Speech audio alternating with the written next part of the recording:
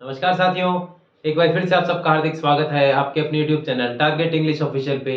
और साथियों, जैसे कि मैंने लास्ट सेशन में आपको डिस्कस किया था कि मैं टीचिंग मेथड का भी सेशन लेकर आने वाला हूं। उसमें थोड़ा सा करेक्शन ये किया है कि मैंने लास्ट टाइम जो आपको डिस्कस किया था उसमें 30 क्वेश्चन रखे थे टीचिंग मेथड के, बट अब इसमें थोड़ा सा करेक्शन कर रहे हैं और हम लोग अब इसमें टोटल 45 क्वेश्चन रखेंगे। मीन्स 15 क्वेश्चन का एक सेशन रहेगा हमारा। और हम total question, number of questions की बात करें तो टीचिंग मेथड के 45 टू 50 क्वेश्चन की स्टडी करने वाले हैं। और बिल्कुल मैं वही क्वेश्चंस लेकर आ रहा हूं जो कि आरपीएससी कंटेंट पे बेस्ड है, प्रीवियस पेपर्स में आए हुए क्वेश्चन है। और आज के सेशन में जो हमारा टीचिंग मेथड का फर्स्ट सेशन है, हम इसमें डिस्कस करेंगे आरपीएससी एग्जाम में आए हुए आपके very important 15 questions of teaching methods. तो चलिए शुरू करते हैं।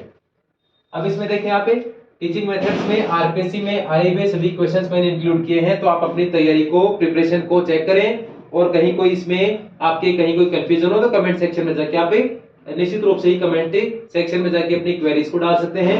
इसमें फर्स्ट क्वेश्चन जो कि आरपीएससी में पूछा हुआ है, आपका फर्स्ट क्वेश्चन आता है इन grammar translation method. Means grammar translation method में किस चीज पे फोकस किया जाता है? तो इसमें आपका आंसर होने वाला है reading and writing receive the focus. अब मैंने देखो इसमें 4 ऑप्शंस आप लोगों के लिए नहीं रखे हैं, क्योंकि 4 ऑप्शंस अगर मैं आप लोगों के लिए राइट डाउन करता हूं तो उस कंडीशन में थोड़ा सा टाइम का इशू है और फिर मैटर भी बहुत सारा हो जाता है। इसलिए आप लोग, मैं वन लाइनर क्वेश्चन रख रहा हूं और जैसे आप क्वेश्चन रीड करेंगे या तो आपका क्वेश्चन अगर स्टडी किया हुआ है तो कहीं कोई दिक्कत आपको होगी नहीं, आप बता दोगे आंसर। और नहीं स्टडी किया हुआ तो उसका आंसर आपको डायरेक्टली मैं बता रहा हूं वन लाइनर क्वेश्चन में। तो फर्स्ट क्वेश्चन था आपका जो कि आरपीएससी में पूछा हुआ है इन ग्रामर ट्रांसलेशन मेथड, यानी ग्रामर ट्रांसलेशन मेथड में किस चीज पे फोकस किया जाता है? तो इसमें देखें इन grammar translation method reading and writing receive the focus, यानी सीधी सीधा क्वेश्चन है और सीधा सीधा आंसर है। यानी पेपर में आपको पूछे ग्रामर ट्रांसलेशन मेथड में किस पे फोकस किया जाएगा, तो ग्रामर ट्रांसलेशन मेथड में रीडिंग माने पठन एंड राइटिंग माने लेखन पर फोकस किया जाता है। एक और मैं बीच में एक चीज और क्लियर कर दूं आपको। देखिए ग्रामर ट्रांसलेशन मेथड सीधा सीधा इसमें आपको दे रखा है टाइटल ग्रामर और सीधा सीधा दे रखा है ट्रांसलेशन। माने ये जो मेथड है ग्रामर ट्रांसलेशन मेथड, इसमें वो फोकस करेगा किस पे? ग्रामर पे और ट्रांसलेशन पे। मींस ग्रामर माने व्याकरण, यानी द रूल्स ऑफ ग्रामर पे फोकस करेगा और ट्रांसलेशन ऑफ द लैंग्वेज पे फोकस करेगा। यानी इसमें जो टाइटल है, इससे टाइटल से रिलेटेड कोई क्वेश्चन आए तो उसमें कोई दिक्कतें आपको नहीं होनी चाहिए। ग्रामर ट्रांसलेशन मेथड में ग्रामर माने रूल्स ऑफ ग्रामर पे और ट्रांसलेशन पे फोकस किया जाता है। और इसके अलावा यदि आपको पेपर में ऑप्शन में 4 ऑप्शन देखिए, यदि आपको क्वेश्चन पूछ ले तो इसका एक आंसर आप ये भी देख लें कि इन grammar translation method reading and writing receive the focus, माने लिसनिंग और स्पीकिंग यदि ऑप्शन आ रहा है कंफर्म आपको आपका स्पीकिंग और लिसनिंग भी ऑप्शन रहेगा। तो लिसनिंग और स्पीकिंग के बजाय आप ध्यान रखें ग्रामर ट्रांसलेशन मेथड में फोकस किया जाएगा रीडिंग और राइटिंग पे। मूव करेंगे सेकंड वन पे। In the grammar translation method grammar is taught, माने ग्रामर ट्रांसलेशन मेथड में जैसे कि भी डिस्कस किया फर्स्ट क्वेश्चन में, ग्रामर जो है माने व्याकरण जो है, माने रूल्स ऑफ ग्रामर जो है वो इज टॉट माने पढ़ाई जाते हैं, या ग्रामर यानी व्याकरण आपको पढ़ाई जाती है। किस तरीके से? आंसर आएगा इसमें डिडक्टिवली। डिडक्टिवली मींस तर्कपूर्ण तरीके से। अब जैसे कि बिल्कुल अच्छे से इसमें क्लियर है, टाइटल से भी क्लियर हो रहा है, ग्रामर ट्रांसलेशन मेथड किस पे फोकस करेगी? ग्रामर पे और ट्रांसलेशन पे। और ग्रामर की बात करें तो ग्रामर किस तरीके से पढ़ाई जाएगी? डिडक्टिवली माने तर्कपूर्ण तरीके से, बिल्कुल अच्छे से स्टूडेंट्स को समझाते हुए इस मेथड को यूज किया जाता है, जिसमें ग्रामर स्टूडेंट को बहुत अच्छे तरीके से डिडक्टिवली समझाई जाती है। Third one, the major weakness of grammar translation method is. अब जो नेक्स्ट क्वेश्चन आरपीएससी में जो हमारा पूछा हुआ क्वेश्चन है वो है major weakness of grammar translation method is, माने ग्रामर ट्रांसलेशन मेथड की मेजर वीकनेस की अगर बात की जाए तो वो है आपके जो भी 4 ऑप्शन आएंगे उनमें आपको आंसर में डायरेक्टली लिख रहा हूं, आप लोग लर्न कर लेना, अच्छे समझ लेना, कोई दिक्कत इसमें नहीं है। माने major weakness of grammar translation method की जो सबसे बड़ी वीकनेस है वो क्या है? It does not provide equal consideration to all the 4 language skills. माने ग्रामर ट्रांसलेशन मेथड जो है इट डज नॉट प्रोवाइड, ये प्रोवाइड नहीं करवाती है क्या? इक्वल कंसीडरेशन किसको? To all the 4 language skills, माने जो 4 लैंग्वेज स्किल्स है उनमें ये अपने आप को, माने ग्रामर ट्रांसलेशन मेथड जो है वो अपने आप को ही सबसे बेटर मानता है in the comparison of rest of the four, माने बाकी चारों की तुलना में अपने आप को ही ये किसको अपने आप को ही सबसे ज्यादा बेटर मानता है अगर बात की जाए बाकी फोर लैंग्वेज स्किल्स की। तो इसमें एक बात अच्छे से कर लें कि ये बात इसमें अच्छे से देख लेना कि जो ग्रामर ट्रांसलेशन मेथड है इसके सबसे बड़ी वीकनेस ये है कि यह इक्वल कंसिडरेशन प्रोवाइड नहीं करती है फोर लैंग्वेज स्किल्स को। यानी फोर लैंग्वेज स्किल्स है उनको यह इक्वल कंसिडरेशन प्रोवाइड इसलिए नहीं करती क्योंकि ग्रामर ट्रांसलेशन मेथड जो है वो अपने आप को ही बाकी के कंपैरिजन में ज्यादा बेटर समझती है, इसीलिए ग्रामर ट्रांसलेशन मेथड की सबसे बड़ी वीकनेस है कि यह इक्वल कंसिडरेशन प्रोवाइड नहीं करती है किसको, बाकी फोर लैंग्वेज स्किल्स को। इसी प्रकार से नेक्स्ट वन हमारा क्वेश्चन नंबर 4th वन है the grammar translation method pays little attention to. अब मैं एक बात आपको बीच में क्लियर कर देता हूं, हम यहाँ जितने भी मेथड्स हैं उनके रिवीजन फेज में ही है, माने आप लोगों ने अपने स्तर पे, मैं ये मान के आपको यहाँ एक्सरसाइज करवा रहा हूँ कि आप लोगों ने अपने स्तर पे मेथड्स पढ़ रखे हैं, उनका रिवीजन फेज ही समझें और ये सारे आरपीसी में पूछे हुए क्वेश्चन ही हैं तो उनको थोड़ा समझाने का प्रयास कर रहा हूँ, थोड़ा आपको याद करवाने का प्रयास कर रहा हूँ, तो आपका जितना भी नॉलेज आप लोगों ने गेन किया है उसी के बेस पे इन सभी को आप अच्छे से लर्न कर लें। तो बात करेंगे क्वेश्चन नंबर 4 की, the grammar translation method pays little attention, माने ग्रामर ट्रांसलेशन मेथड जो है वो न के बराबर अटेंशन देता है किस चीज को, प्रोनाउंसिएशन। बहुत अच्छा क्वेश्चन है, ग्रामर ट्रांसलेशन मेथड में बिल्कुल न के बराबर अटेंशन दिया जाता है किस पे, प्रोनाउंसिएशन पे। अब ऐसा क्यों है कि, और अगर आपको पूछे कि जो आपका ग्रामर ट्रांसलेशन मेथड है वो किस पे अटेंशन फोकस करता है, किस पे फोकस करेगा, तो एक बात इसमें टाइटल से बिल्कुल क्लियर हो रही है, यह है रूल्स ऑफ ग्रामर पे, ट्रांसलेशन पे और इसके अलावा रीडिंग और राइटिंग पे फोकस करता है in the comparison of pronunciation. यानी प्रोनाउंसिएशन पे लिटिल अटेंशन माने न के बराबर अटेंशन ही फोकस करता है कौन, ग्रामर ट्रांसलेशन मेथड। अब नेक्स्ट वन है question number 5th one, the grammar translation method puts A ट्रेमेंडस strain on, माने ग्रामर ट्रांसलेशन मेथड जो है वो एक बहुत ज्यादा, ट्रेमेंडस माने बहुत ज्यादा, स्ट्रेन माने आप कह सकते हो फोकस करता है किस पे, स्टूडेंट्स मेमोरी, माने ग्रामर ट्रांसलेशन मेथड किस पे ज्यादा, बहुत ज्यादा स्ट्रेन करता है, बहुत ज्यादा फोकस आप कह सकते हो फोकस करता है किस पे, स्टूडेंट्स मेमोरी पे। यानी यहाँ पर एक ऑप्शन आएंगे आपके पास टीचर्स मेमोरी, स्टूडेंट मेमोरी, या बाकी दो ऑप्शन आएंगे, तो आपको ध्यान रखना है ग्रामर ट्रांसलेशन मेथड बहुत ज्यादा स्ट्रेन करता है, बहुत ज्यादा स्ट्रेन पुट करता है किस पे, स्टूडेंट्स मेमोरी पे। नेक्स्ट वन क्वेश्चन नंबर 6 है, इन grammar translation method the language most use in the class is, ये भी बहुत ही अच्छा क्वेश्चन है। एक तो इसमें क्वेश्चन नंबर 4 जो मैं स्टार मार्क कर रहा हूँ आपके, और इसमें ये देखिए यहाँ पे क्वेश्चन नंबर 6th वन, ये भी बहुत अच्छा क्वेश्चन है, इन grammar translation method the language most use in the class, यानी ग्रामर ट्रांसलेशन मेथड में वो लैंग्वेज जो कि सबसे ज्यादा क्लास में यूज की जाती है वो है मदर टंग। ये भी आप इसमें अच्छे से देख लेना, यानी पेपर में आपको सेकंड लैंग्वेज, इंग्लिश लैंग्वेज और बाकी दो ऑप्शन और देगा, तो इसमें आप अच्छे से देख लेना। Grammar translation language, grammar translation method है वो क्लास में सबसे ज्यादा मदर टंग के यूज पर फोकस करता है, माने मदर टंग के थ्रू ही वो सेकंड लैंग्वेज को समझाने का प्रयास करता है। इंग्लिश लैंग्वेज जो है उसको हम मदर टंग के थ्रू ही समझने का प्रयास करते हैं। और नेक्स्ट वन आपका क्वेश्चन नंबर है 7, direct method puts emphasis on, माने डायरेक्ट मेथड। अब बात करें, इतनी देर हमने किसकी बात की, ग्रामर ट्रांसलेशन मेथड की क्वेश्चंस की। अब एक नेक्स्ट क्वेश्चन आपका direct method, direct method puts emphasis on, माने डायरेक्ट मेथड में किस पे एम्फेसिस किया जाता है, डायरेक्ट मेथड किसको एम्फेसिस करता है, किस पे दबाव देता है, तो आपका आंसर हुआ direct use of English in meaningful situation. अब इसमें बिल्कुल ही क्लियर है, आप देखें जैसे टाइटल से क्लियर हो रहा है आपके डायरेक्ट मेथड में जो वर्ड आ रहा है वो आपका डायरेक्ट, माने इसको किसी ये जो डायरेक्ट मेथड है ये मदर टंग पे ज्यादा फोकस नहीं करेगा, आप बिल्कुल क्लियर कर लें, डायरेक्ट मेथड है वो मदर टंग पे ज्यादा फोकस नहीं करेगा। मदर टंग पे फोकस क्यों नहीं करेगा, क्योंकि इसमें जैसे टाइटल से क्लियर हो रहा है ये जो मेथड है वो डायरेक्टली ही आपको सेकंड लैंग्वेज सिखाने का प्रयास कर रहा है। Direct method puts emphasis, direct method जो है वो एम्फेसिस आपका पुट्स माने दबाव देता है कि, सॉरी, डायरेक्ट मेथड जो है वो पुट्स एम्फेसिस, पुट्स माने रखता है, एम्फेसिस माने प्रेशर या दबाव, माने डायरेक्ट मेथड एम्फेसिस किस पे रखता है, डायरेक्ट यूज ऑफ इंग्लिश, यानी अंग्रेजी के डायरेक्ट यूज पे फोकस करता है। किस तरीके से, इन मीनिंगफुल सिचुएशन, माने अर्थपूर्ण स्थितियों में अंग्रेजी के सीधे प्रयोग पे फोकस करता है। कौन? Direct method. और इसके टाइटल से भी बिल्कुल क्लियर हो रहा है, जैसे कि डायरेक्ट है तो सीधा इंग्लिश में ही वो स्टूडेंट को समझाने का प्रयास करेगा, विदाउट द, और you can say minimum help of mother tongue, या without the help of a mother tongue, क्योंकि वो स्टूडेंट को इसी बात पे फोकस करेगा कि वो इंग्लिश में सोचे और इंग्लिश में उसको ट्रांसलेट करे।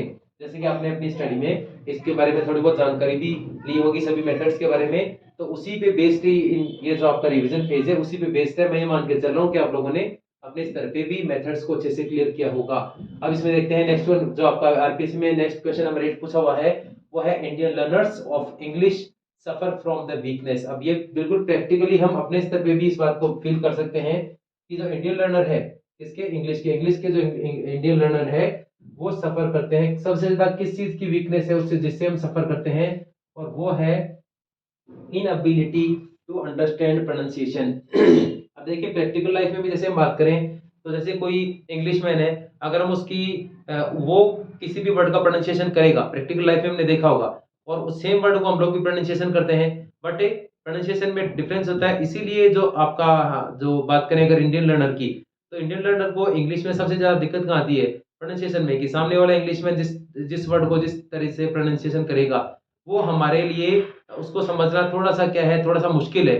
ये रीजन है कि आप हमारा हम लोग जो आपका बात करें प्रोनाउंसिएशन के बारे में, तो जो फॉरेनर है और यू कैन से जो इंग्लिशमैन है उसका प्रोनाउंसिएशन सेम ही वर्ड का हम इंडियन से थोड़ा सा डिफरेंट होता है, और यही एक इशू रहता है जिस वजह से हम उसके प्रोनाउंसिएशन को समझ नहीं पाते। और यही क्वेश्चन वो एग्जामिनर हमसे पूछ रहा है कि आपकी देखें क्वेश्चन नंबर 8 में, इंडियन लर्नर जो है, Indian learner of English suffer from the weakness, Indian learners अंग्रेजी के किस वीकनेस से यानी किस कमी से सफर करते हैं, वो है इनएबिलिटी टू अंडरस्टैंड प्रोनाउंसिएशन, यानी हम इंग्लिशमैन के प्रोनाउंसिएशन को समझ नहीं पाते। नेक्स्ट वन क्वेश्चन नंबर 9 है आपका, teaching comprehension is difficult because the reader is.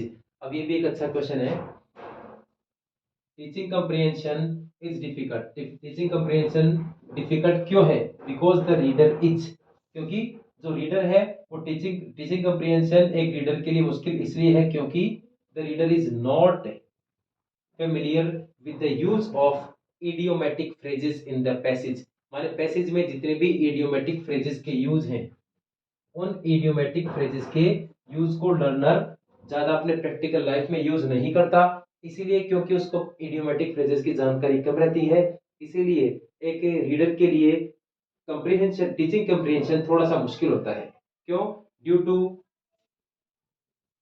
The use of idiomatic phrases in the passage, और इडियोमेटिक फ्रेजेस का क्योंकि पैसेज में अधिक यूज है, और इसीलिए रीडर को टीचिंग कंप्रीहेंशन में थोड़ी मुश्किलों का सामना करना पड़ता है।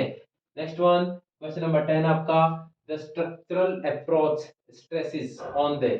अब इसमें एक और देखने, नेक्स्ट वन हम बात करने वाले हैं यहाँ स्ट्रक्चरल अप्रोच की, और बिल्कुल सिंपल क्वेश्चन है, टाइटल से क्लियर हो रहा है आपके, the structural approach stresses on the. माने स्ट्रक्चरल अप्रोच जो है वो किस पे स्ट्रेस करेगी, जैसे कि टाइटल से क्लियर हो रहा है आपके स्ट्रक्चर पे, तो आपका हुआ सेंटेंस से स्ट्रक्चर, यानी आंसर से बिल्कुल क्लियर हो रहा है, या टाइटल से ये क्लियर हो रहा है कि जो आपका स्ट्रक्चरल अप्रोच है वो स्ट्रेस करेगा स्ट्रक्चर पे। डायरेक्ट मेथड के टाइटल से क्लियर हो रहा है कि डायरेक्टली वो यूज करेगा किसको, इंग्लिश को, आंसर में लिखा हुआ आपके सामने। ग्रामर ट्रांसलेशन मेथड में बिल्कुल टाइटल से क्लियर है कि ग्रामर ट्रांसलेशन मेथड में ग्रामर और ट्रांसलेशन पे फोकस किया जाता है। अब नेक्स्ट मूव करेंगे क्वेश्चन नंबर 11 पे, the audiolingual method is based on. माने ऑडियोलिंगुअल मेथड है वो किस पे बेस्ड है? अब ये भी बड़ा अच्छा क्वेश्चन है, इसको भी आप मार्क कर लें। ऑडियोलिंगुअल मेथड किस पे बेस्ड है? तो audiolingual method is based on memorisation of dialogues.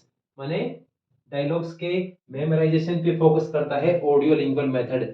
और ऐसा क्यों है? क्योंकि audiolingual, according to audiolingual method, यानी ऑडियोलिंगुअल मेथड के अनुसार यदि हम डायलॉग्स को माने संवाद को बार बार रिपीट करेंगे, बार बार उनको मेमोराइज करेंगे, तो वो हमें बहुत ही अच्छे तरीके से लर्न हो जाएंगे। इसलिए ऑडियोलिंगुअल मेथड जो है वो बेस्ड है और वो फोकस करता है किस पे? मेमोराइजेशन ऑफ डायलॉग्स पे।